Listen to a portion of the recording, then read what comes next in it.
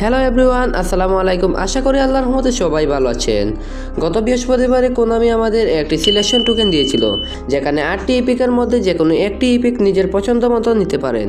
এই 8টি প্লেয়ারের মধ্যে ক্রিস্টিয়ান আবিয়াতির একটি জিকে কার্ড আছে, যেটার ম্যাক্সিমাম রেটিং 102 অ্যান্ড কার্ডটি ডাবল বুস্টারের।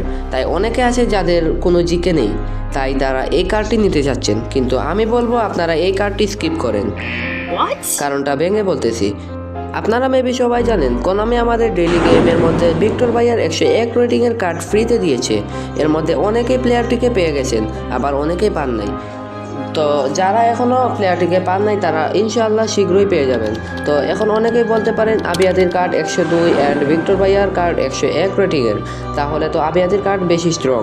তো দেখেন ভাই, এখানে দুটি প্লেয়ারের ডিটেলস দেওয়া আছে, অলমোস্ট সেম দেখাইতেছে। জাস্ট ভিক্টর ভাইয়ার ক্যাচিং 85, আবিয়াদির 90।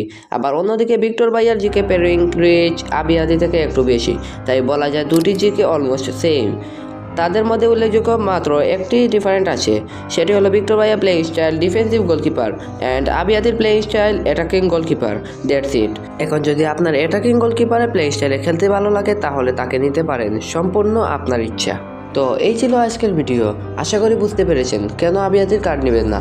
যদি আপনি এই চ্যানেলে নতুন হয়ে থাকেন অ্যান্ড যদি মনে করেন ভিডিওটি আপনার একটু হলেও কাজে এসেছে, তাহলে একটু কষ্ট করে চ্যানেলটি সাবস্ক্রাইব করে ফেলেন।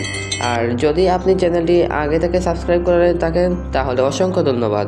তো আজ আমি গেলাম। ভিডিওটি ভালো লাগলে সামাজিক কাজে লেগে পড়ুন। দেখা হবে নেক্সট ভিডিওতে। আল্লাহ হাফিজ।